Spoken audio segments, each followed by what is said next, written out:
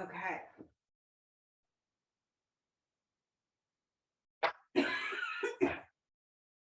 I might cough my way through class. We'll see.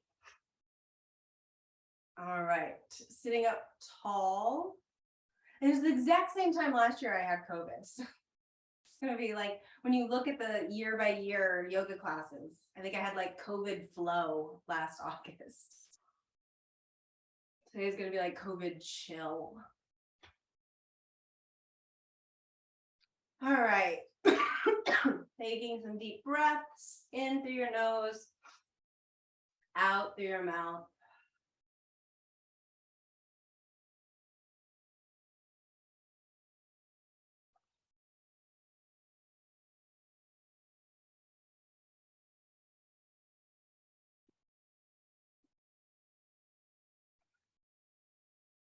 Just slowing your breath down to slow your brain down, to slow your body down. It's something that we really have kind of like a throttle in our breath, where we can control our life through our breathing. So when it feels like, oh my God, everything today feels out of control, like so much is happening, one thing after the other, we have the ability to at least regulate the chemicals in our brain through slowing our breath down. And that's actually going to feel like life is slowing down, because we're going to be releasing chemicals into our body to combat that adrenaline that's just going. So when you feel like you need a break, just slow your breath down. That's going to be incredibly helpful. And then on the flip side too, when it feels like there's just this day that is dragging and you feel heavy and you feel low or depressed, doing some breath of fire is going to bring some energy up into that. So maybe we'll end today with breath of fire. We'll slow down in the beginning, and when we finish our practice, we'll do some breath of fire, just so if you're not familiar with it already, you become familiar with it, because it can be quite helpful to just like, I can't get off the couch, I don't want to go and do anything, I don't want to put clothes on. Take a second, do some breath of fire, and that really is quite helpful. So we slow the breath down, taking that inhale as long as you can, pausing, and then taking the exhale as long as you can and pausing.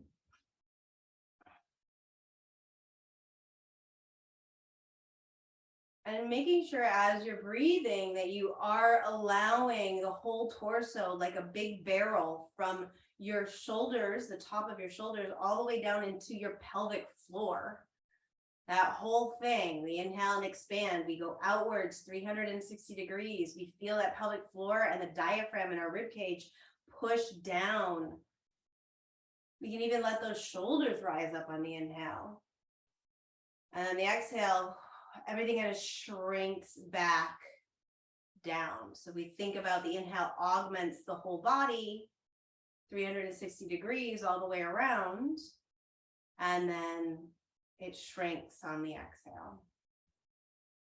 And just noticing there's going to be areas that don't want to expand, and that's where you want to put your attention. That's where you really want to focus in, because those are probably the areas that are causing you discomfort.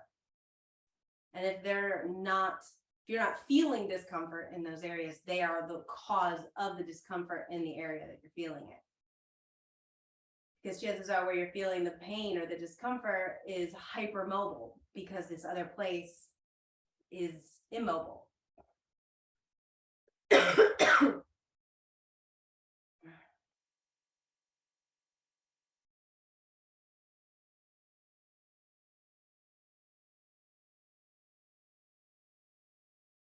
So if you're like me and your brain is usually going 1,000 miles a minute, this practice of watching that expansion and contraction can be really beneficial, because my brain can't think about like tomorrow's client or dinner tonight or when the last time I had a cookie was, because it's too busy going, what do I not feel? What's not expanding?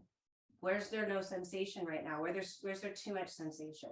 So it really does give your mind something to do that is really beneficial for your body and your life.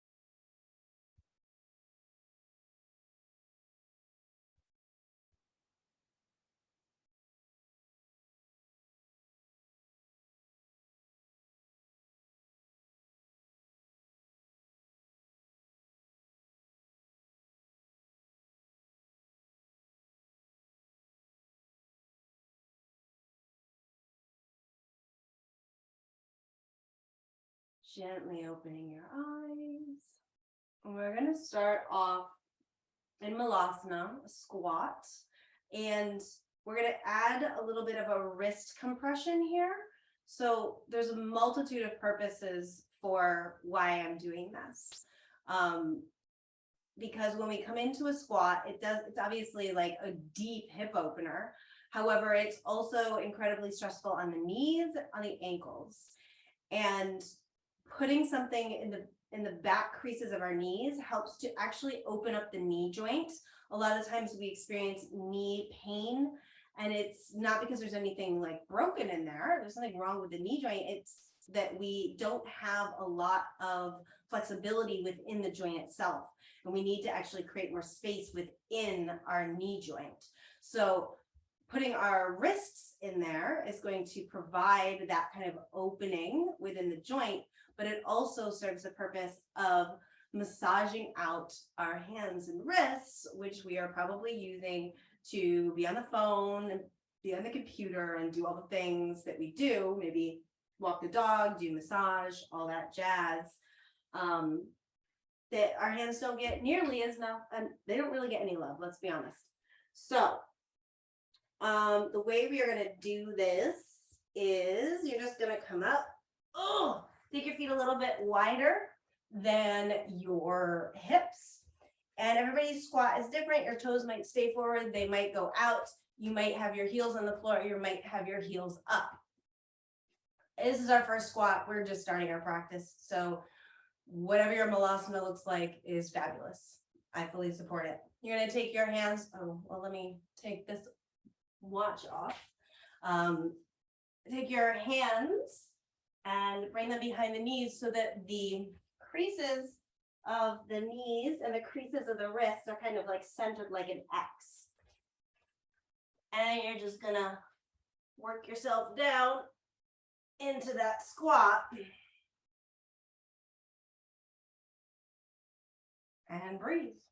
Go right back to the practice that we just had of inhaling and expanding and watching the body and what is moving and what is not moving, and trying to bring movement into the areas that are not moving.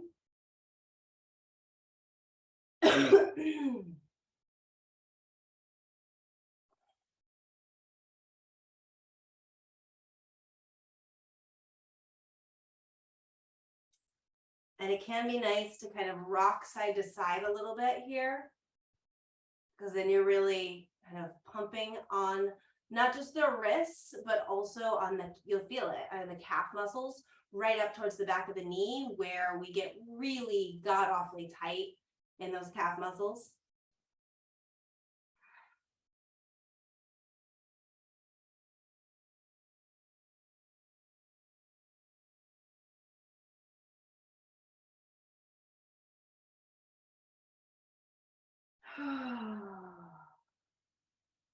And then wiggle the elbows like little mini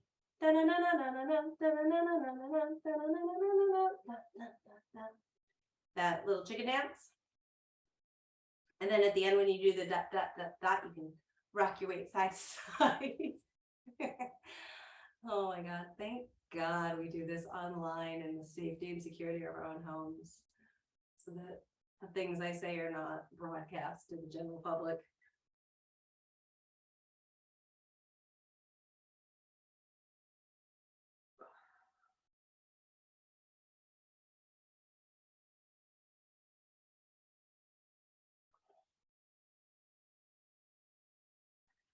Oh, and you're just gonna release the hands and drop a little deeper into your squat. I got some nice wrist crack there. Fingers are going. Feel free to stretch things out a bit. Oh. And my knee was real grumpy a minute ago. I could not do this before we did that first stretch, and now I have the space in my knee joint, and that calf muscle's been massaged a bit.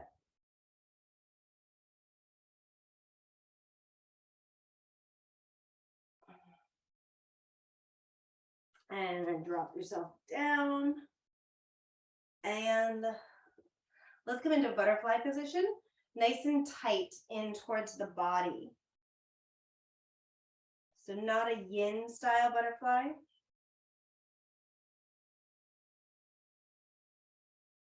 I think that canceled out. No, it's still working. And you want to grab hold of your ankles, pulling the heels in towards the pelvis. So you're pulling up on the ankles to help pull the chest up and through. So you're really anchoring through the hands and the feet to lift through your spine, opening your chest, squeeze your shoulders towards the back body, and then pushing those knees down. So it's a really active pose where we are using the feet to open the chest and drag our shoulder blades down our back. We're strengthening between the shoulder blades, so squeezing the shoulder blades together. And then we're actually strengthening the muscles through our glutes as we open our hips.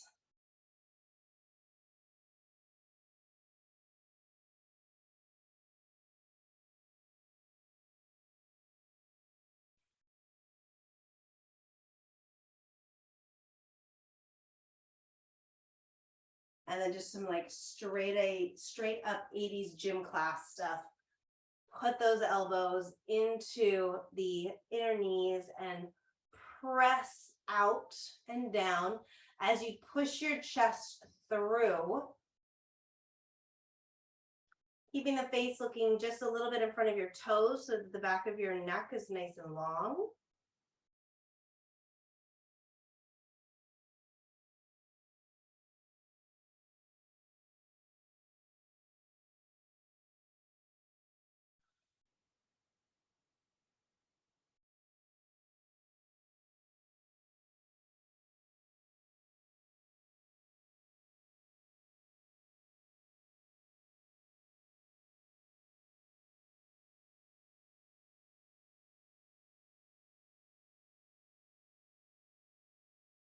And then slowly roll up. So I want to do a passive restorative hip opener here. So you're going to need your strap or some type of binding object. And this is a really fun pose. The strap is going to be, you're going to make a big loop, and the strap is going to come around your shoulder blades, hopefully not twisted, so that's uncomfortable.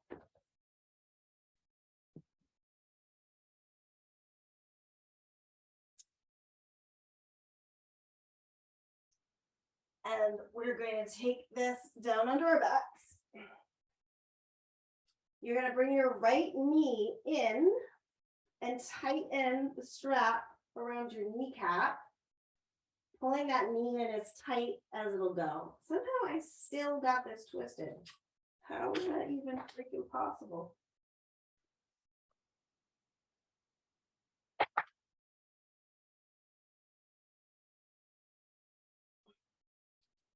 So the right knee is hooked in.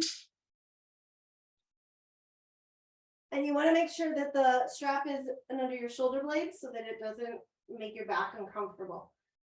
Tighten it down on that knee.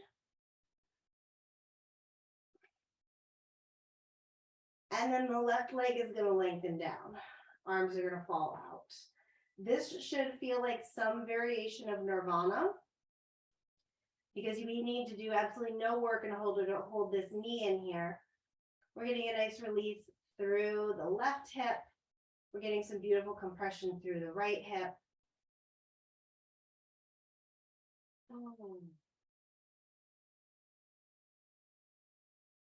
And then you really want your focus of your breath and release here to be in your belly and in your low back.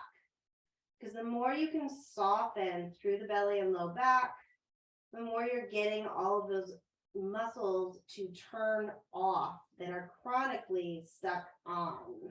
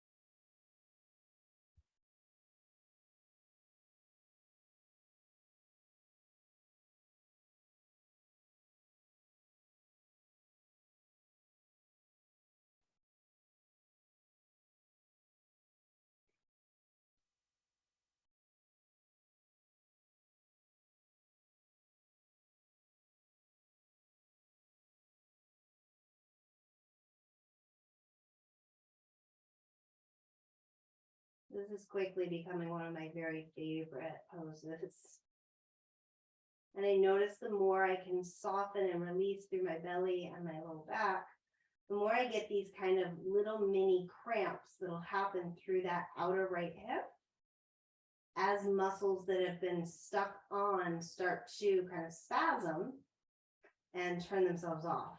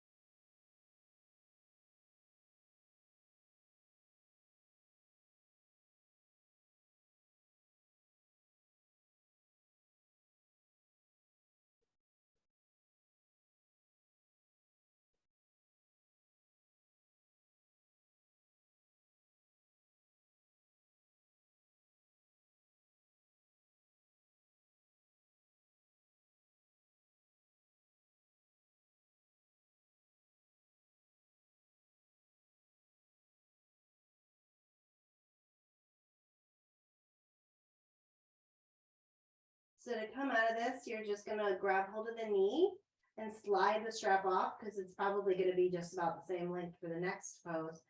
And then we're going to take a second in a twist here. So you're going to just pull that right knee across the body to the left,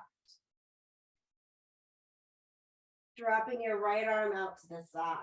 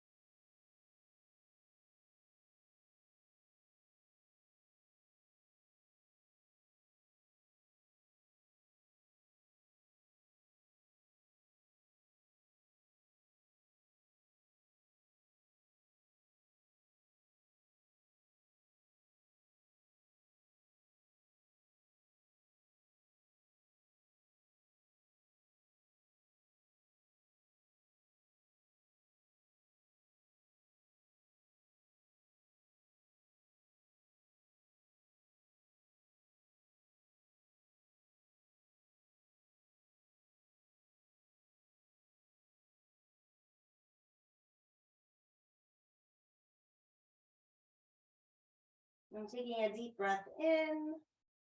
Use your exhale to bring you back center. Bring that right foot down onto the floor. Left foot bends or left knee bends, foot comes to the floor. And you're going to bring that left knee up into the strap and adjust it if you need to, maybe a little less, maybe a little bit more. I still somehow have this bloody thing freaking twisted. I'm not meant to have a strap that is not twisted today. All right, we're going with it. Adjust it if you need to. And then that right leg is going to extend down. Relax the left foot and the whole left leg. And start to focus on relaxing through the belly and through the low back.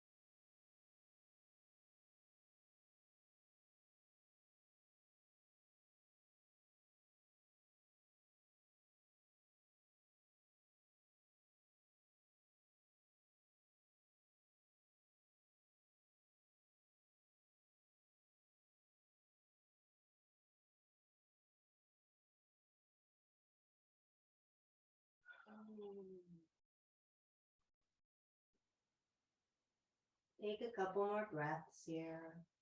See if you can soften a little more.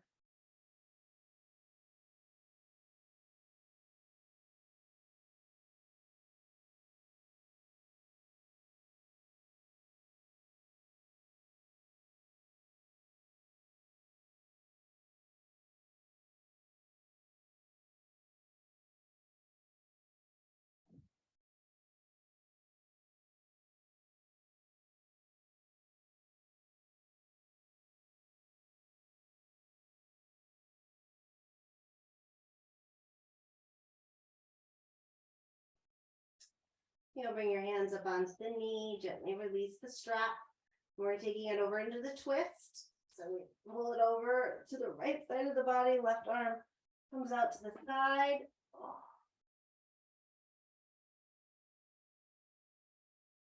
Nice deep breaths continuing into the belly and low back, giving those internal organs a nice massage with every breath.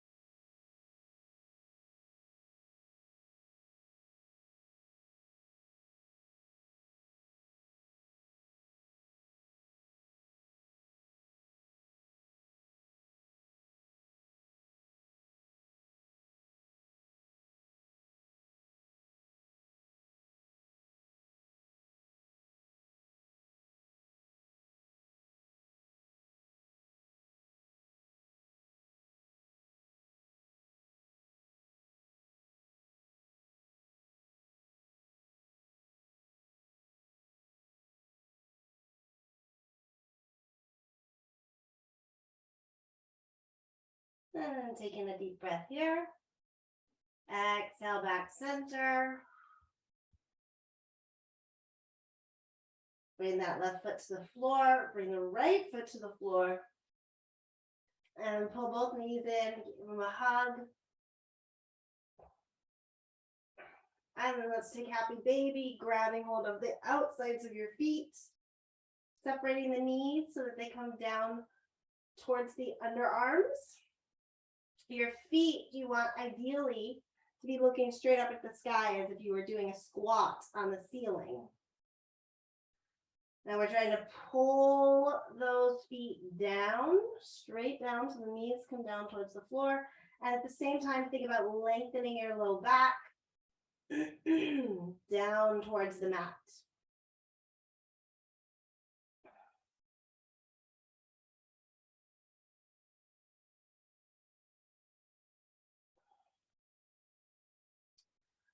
And then give yourself a rock forwards, come all the way up.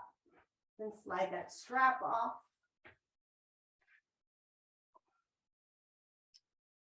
And you might need a block for this next one. We're going to have the left leg extended. Right foot tucks right back next to the heel. Sorry, the heel next to the hip.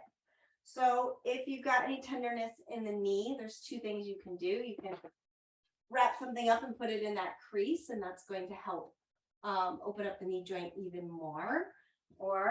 And you can lift yourself up, lift your butt up onto a block.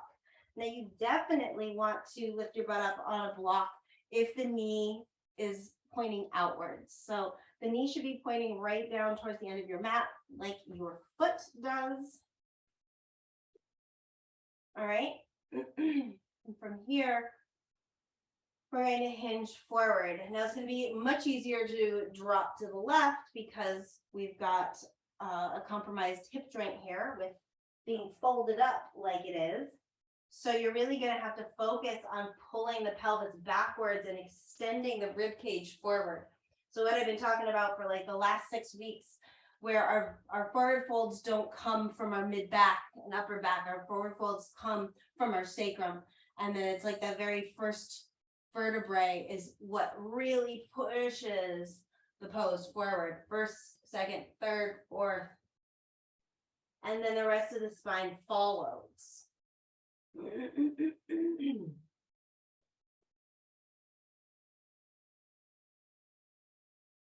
So keeping the torso square here to the foot to the end of your mat.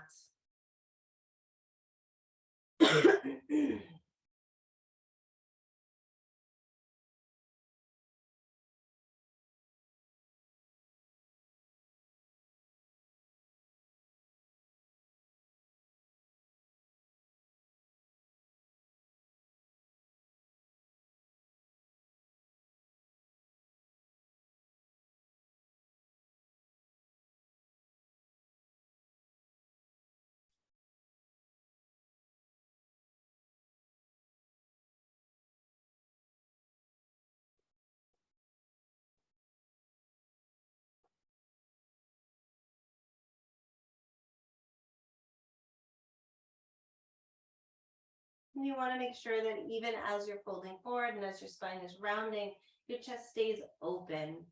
So I like to take my hands wide to kind of ensure and encourage the chest to stay open.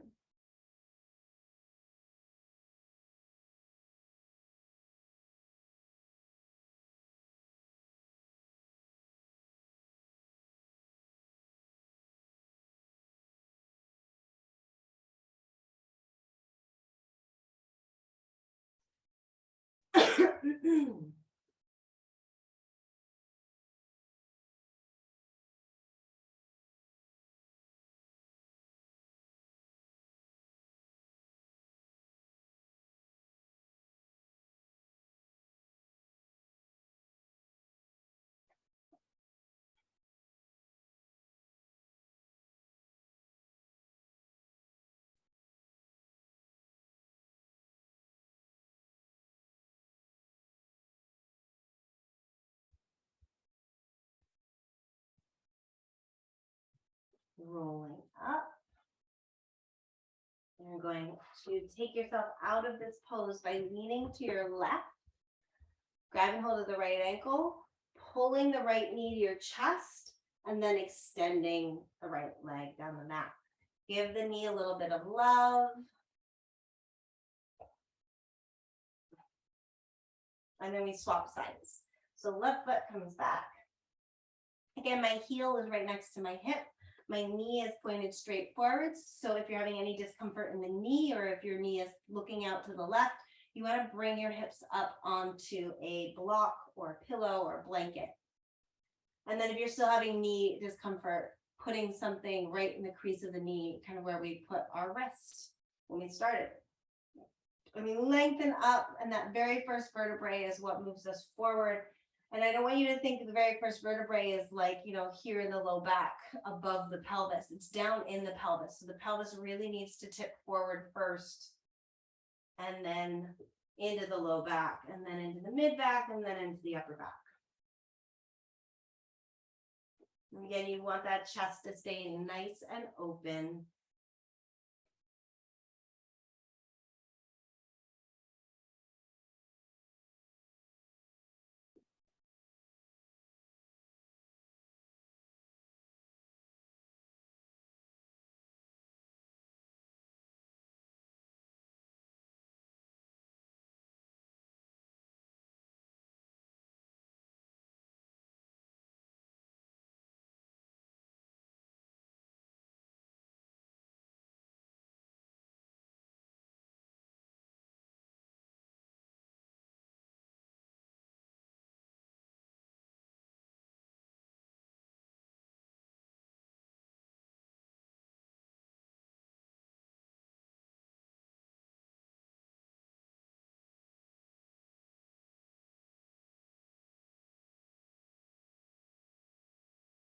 Checking back in with your breath.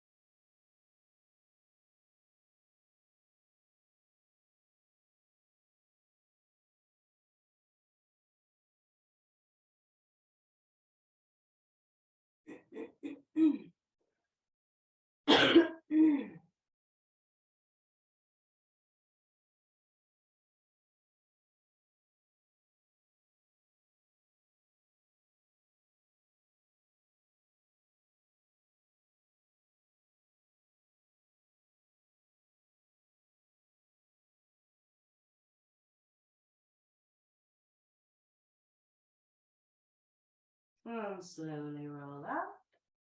To come out of this, again, you lean to the right, grab hold of the ankle, of the left ankle, pull the knee into the chest, and then extend. Give that knee some love.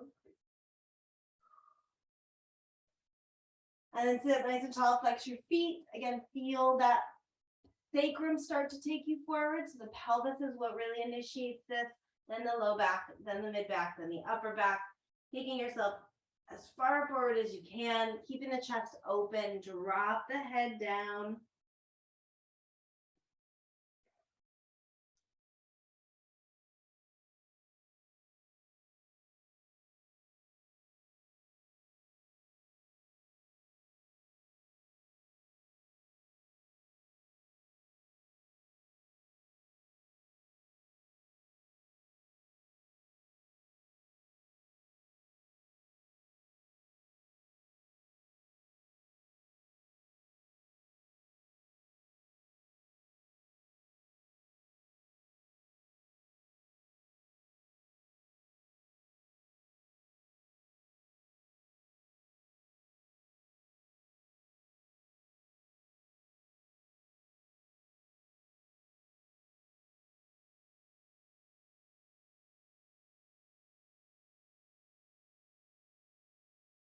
Rolling up.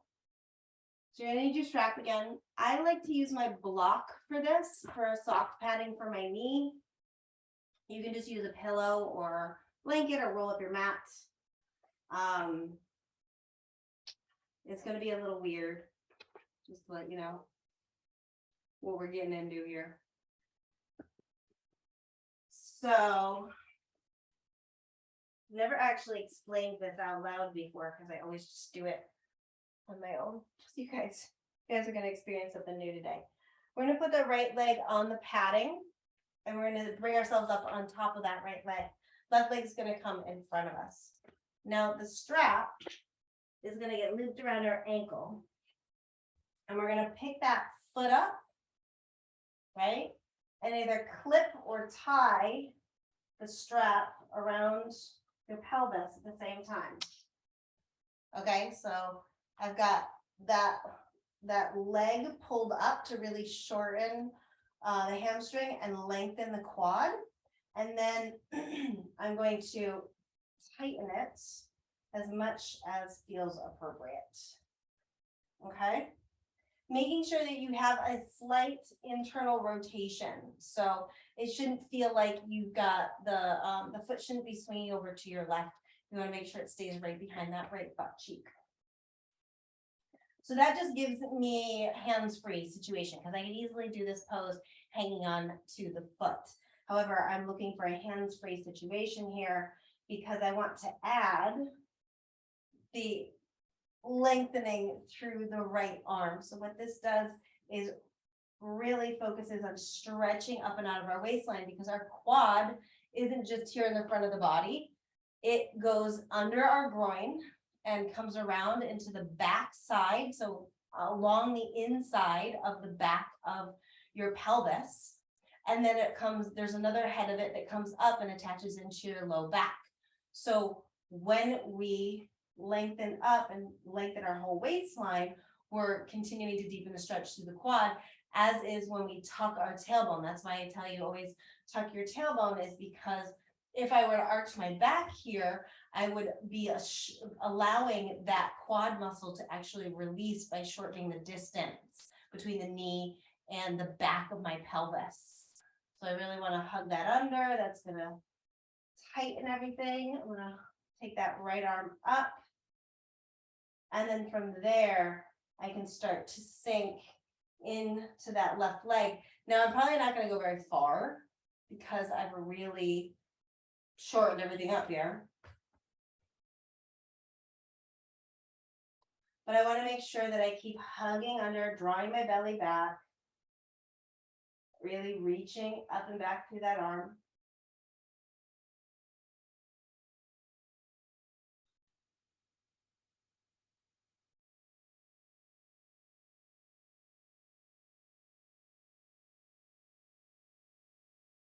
From here, I like to release my hands to the floor walk that left foot forward a little bit, and then pull the hips even more forward, so more towards like a traditional lunge.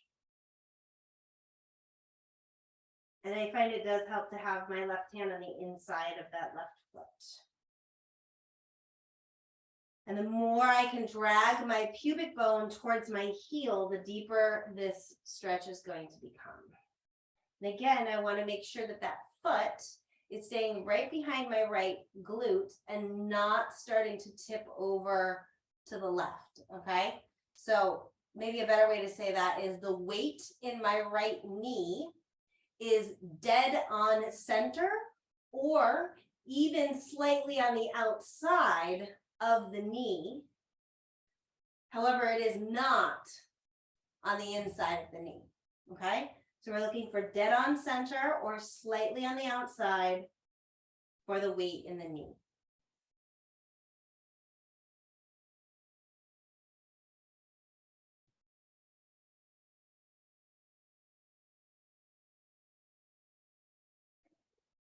And then the easiest way to come out of this is to kind of lean over to our right, release that left foot back so you get the knee on the floor, and then take one hand up and either pop open your strap, loosen your strap, or pull the strap down.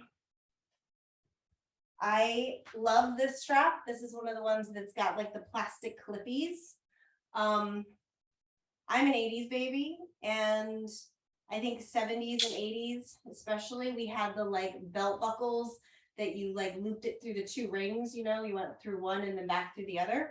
And that seems to be a great strap format for us. I'm finding anybody after like 87, I have a really hard time in yoga class trying to explain to them how to use a strap. So I'm really hoping that we can move towards just these clips because they're safety clips. So you can just like top them open. And I cannot tell you, I taught a restorative class this weekend and trying to get people in like a bound reclining angle was humorous at best. I was like wandering around. I had like 50 people in class and everybody was, how do I do this? I was like, oh my God, we need to rethink yoga straps because people can't do this. All right, other side. Left knee. I'm also going to have to stop using a lot of prompts that I use, like shift your legs like a typewriter, or shift your rib cage like a typewriter, hips forward, rib cage back. That's not going to work anymore. All the weight in the left leg. We've got the strap at the left ankle. We pull that up, tie or clip or thread, whatever kind of strap you've got.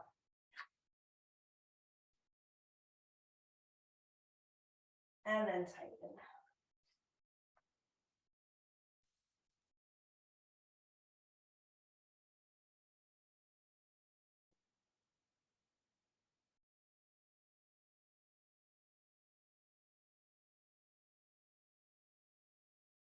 Once you've got it tightened, you want to tuck the booty under, lift the pubic bone up, suck the lower belly back. Make sure that the weight in the knee is right up dead on center or on the outside slightly, but not on the inside. From there, we lengthen the left arm up and you should right away feel that deeper stretch. And then keeping the booty tucked under. Ooh, come on forward. I know which side is my tighter side. It would be this one. Move like 2 inches. So we're really pulling up through the front body, dropping down through the back body. And then trying to relax that left leg as much as you can.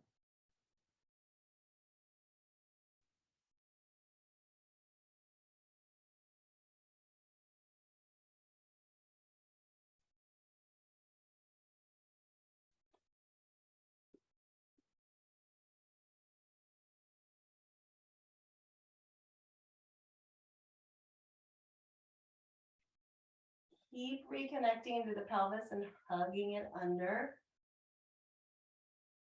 Reaching up and back with that left hand.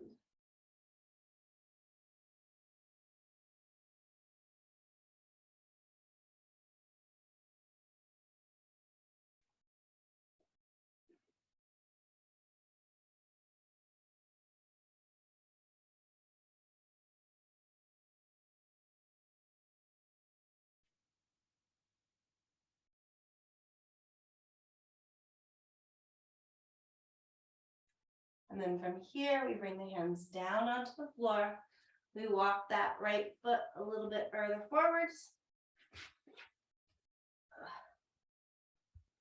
And then take the hips with us. Really pressing that left thigh down, dragging the pubic bone towards your right heel. And again, you want the weight in the left knee to be dead center or towards the outside of the knee.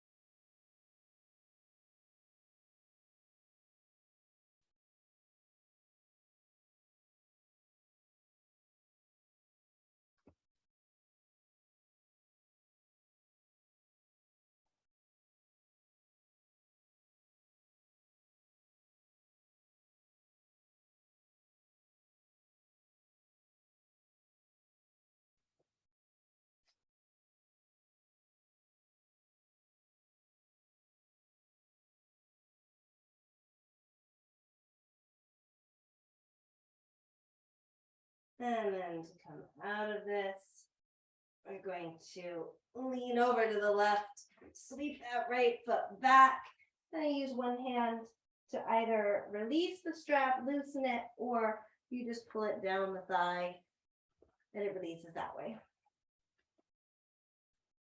Let's take a quick moment in child's pose with those wrists right in the back of the knees again. Now to get the knees, the wrists into the knees tightly, you probably need to kickstand with your forehead and then drop down.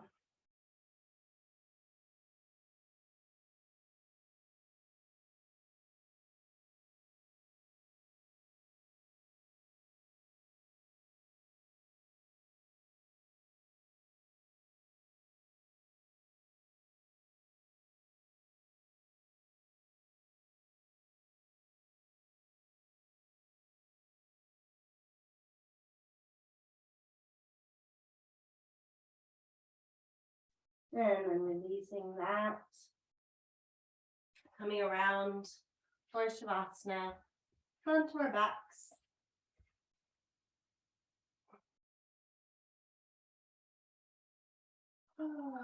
Taking a couple of deep breaths in through your nose, out through your mouth.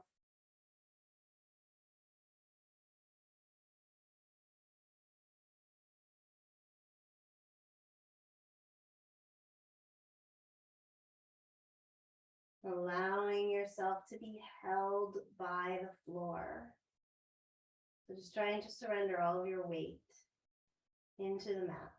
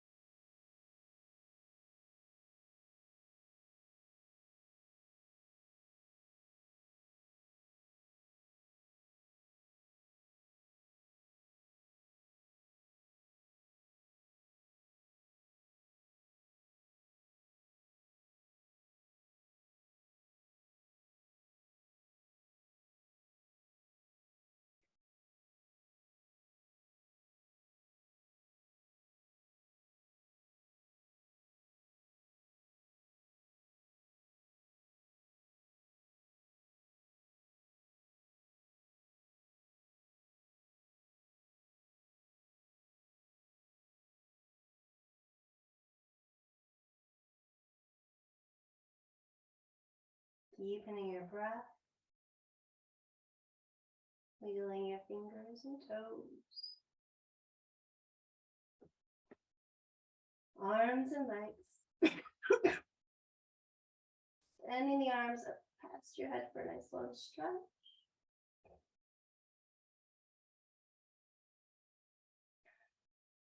Drawing your belly in towards your low back. Reach your hands to the ceiling. Curl your chin towards your chest.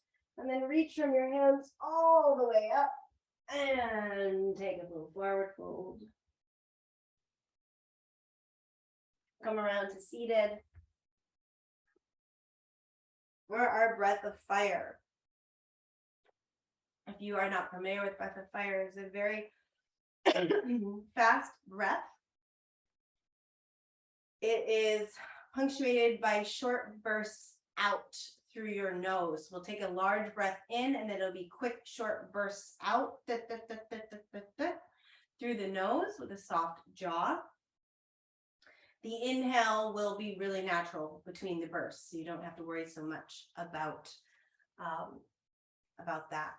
This is a great one if you are cold as well. That's why it's called breath of fire. It builds fire in the body. So we take a deep breath in and exhale with short bursts.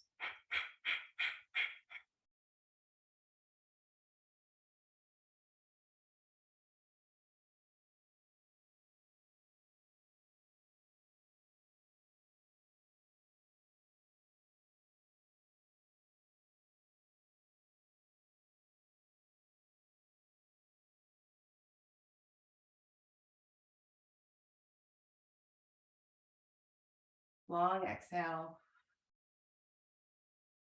Typically you do these in 15 to 30 second bursts. So we'll do 2 more rounds of it. Take a deep breath in. Exhale.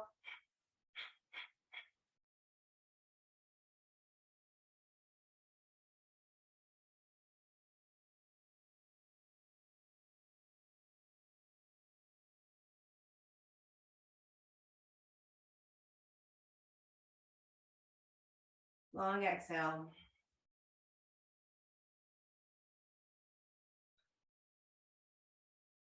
We'll do 1 more round. Deep breath in. And go.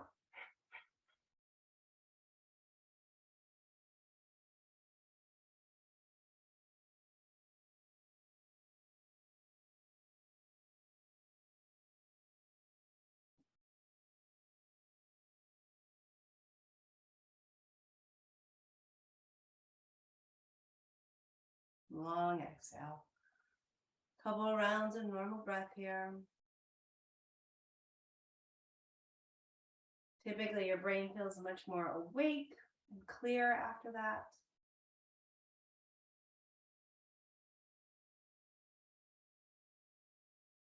All right.